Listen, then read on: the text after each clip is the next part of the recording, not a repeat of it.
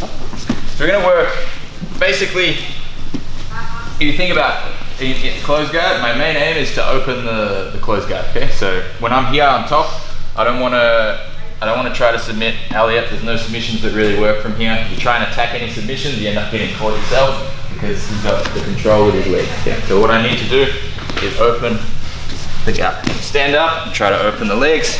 Now I can get around the legs and start to get a submission.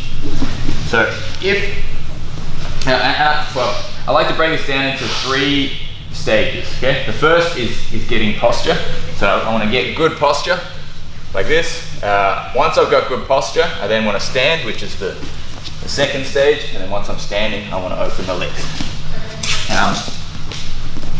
Essentially, once you got good posture, you should feel a lot more safe about not getting submitted, okay? So if I'm able to keep this position here, there's very few submissions that Elliot can go for that will be effective. So if he tries to armbar me, his hips are too far away, my elbow is always going to be free. If he goes to do a triangle, again, like I can free myself pretty easy from that. When he's broken my posture and I'm down like this starts to get very dangerous, okay? Because when he starts shooting that triangle, I can't make the space to prevent that. So we need to be good at defending ourselves when our posture is broken.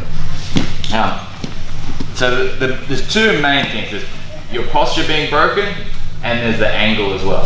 Because when Elliot gets an angle on me, out to the side like this, for example, now this is really bad. My posture's broken and he's out to the side. If you try to posture on a bad angle, you often make it worse for yourself. So if I'm here and I'm trying to lift up, he's actually going to start to get a chance to submit me. So usually when they've got your posture broken and an angle, you first want to square back up. So now we're in the right, we're square, there's no angle anymore, and then I can start working to get my posture back. So that's the main principle we tend to work with. And we'll start off with a drill to work from that. We're going to work from 3 different positions that we worked in that warm-up. So there's an overhook like this, how we deal with this. There's the arm in the center, and we'll work from when the legs are kind of over the shoulder here like this, which is a very dangerous armbar position. And we'll work from when the arms are crossed. Okay, so these are 3 pretty dangerous positions. How do we get back, not get submitted, and get back to having our posture? Okay. So first off, we've got the overhook. Elliot's he's gonna usually, to get out to the side, he'll put his foot on my hip. Put your little left foot on my hip. Yes, his foot goes on the hip like this, okay? So the problem with that is, if I try to walk to square up, he can just keep using that foot to keep him on that angle. It's very hard for me to square up from here. So I actually have to remove that foot from being on my hip to be able to get the angle back to good, okay? So what I'm gonna do here, I'm actually gonna switch my hips the other way to clear that foot. Okay, put your foot on my hip now. You see it's kind of like not a good grip that you can get. You can't push off that. Now that my hips are facing this way, I'm gonna walk backwards. Okay, see how we're starting to square up now? Now, don't walk to there and then like get up like this and then put that foot on your hip again. You want to bring your knee really close, like really high up on the side they put their hip, that foot on the hip. So now it's really hard for Elliot to get that foot back on the hip. Okay. So again, he puts his foot on the hip, he makes an angle. I'm going to, you don't use the foot on the hip, do you? I don't use that. Like this if I. Okay. But yeah, that's all right. Yeah. Good. Okay, so I'm going to switch my hips like this, walk until we start to square up, and then I bring my knee high like that. Okay.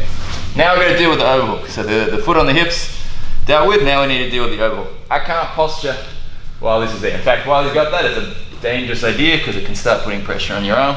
They can attack. Okay, so while he's got the overhook, I need to get my hand back out from the overhook. The way I want to do that, I'll just show you the action. I want to bring my hand back through this gap to get it in front. Okay, but it's not so easy to do if he's actually holding that overhook nice and tight. So I need to open this elbow out, which will give me the space to do that. So the way I'll do that, so now that we're square, I'm going to come forward, ideally put my head on this side, and I start to walk with my hand to open the elbow out. Okay. Now that that's open, there's a big gap to swing my hand through the gap, and then I just lean back, and my hand will come back in front. Okay. And now I've got posture. Usually we'll end with just like two hands on the biceps here like this. Okay. So again, this is the whole sequence. You've got the overhook and the foot on the hip. These hips are out to the side. I'm going to switch my hips, walk back to square the hips up. and bring my knee high so you can't try and put your foot on the hip now. Difficult to do. I'm gonna bring my head forward. I'm gonna walk to open the elbow, swim my hand. If you think about getting to your own chest, that's a good one, okay? Because then you can just sit back and it'll be in front of them, okay? You have to come forward with this, guys, too. If you overhook. If I'm sitting back, I get caught on the hip. I can't actually get my hand through. So I actually have to come forward, open the elbow out, and swim back, okay? All I want the person on bottom to be a little bit annoying during the drilling. The first thing he's going to be annoying with is the hip, foot on the hip. Okay, so Ali's going to try to keep that foot on the hip. So I actually have to like do a proper drop to clear that. Okay. The next thing he's going to be annoying with is just holding that overhook reasonably tight. Okay. So I have to actually do it. He's not just going to be relaxed and pretend that I opened it. I've actually got to use proper leverage to get it open, which means I can put my hand out wide and start to walk as I come forward.